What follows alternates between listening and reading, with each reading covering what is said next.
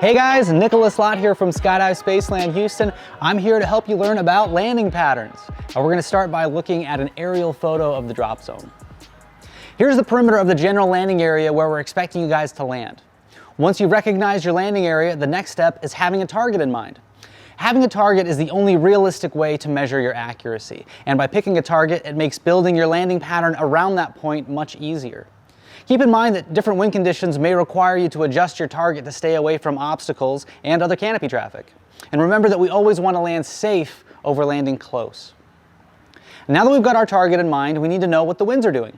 At all Skydive Spaceland locations, we use an arrow, also known as a landing direction indicator, to determine our landing direction and pattern.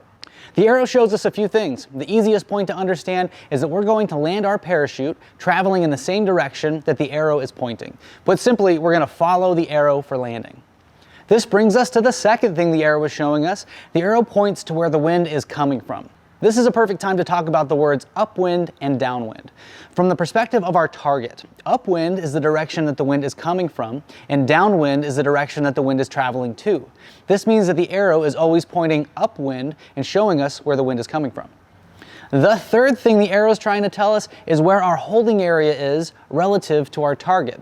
In a nutshell, it's saying, hey silly skydiver, if you want to land on this spot, you need to stay on that side of it. Your holding area is just that. It's an area on the upwind side of your target. The higher you are, the larger your holding area gets, and as you get lower, your holding area gets smaller, with the goal of funneling you to the entry point of your pattern at 900 feet.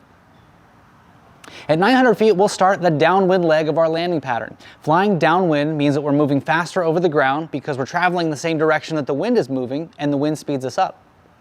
At Skydive Spaceland and at many other drop zones, we fly a left-hand pattern. That means at 600 feet, we'll make a left turn onto our base leg, and we're now flying across the direction of the wind. When we reach 300 feet, we'll make our last turn onto our final leg as we line up with the direction of the arrow. We are now flying into the wind, which slows down our forward speed, helps us to have a slower speed over the ground, and a better landing.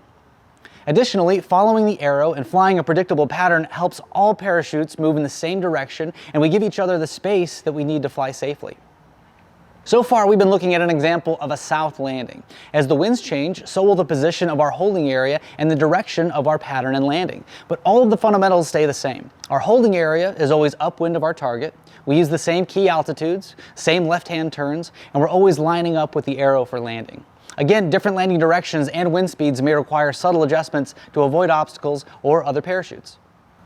If you can really understand the fundamentals of picking a smart target, reading the winds, and flying a predictable pattern, it makes transferring that pattern to any other spot for any reason much easier. Thank you guys so much for watching. Have fun. Fly safe out there.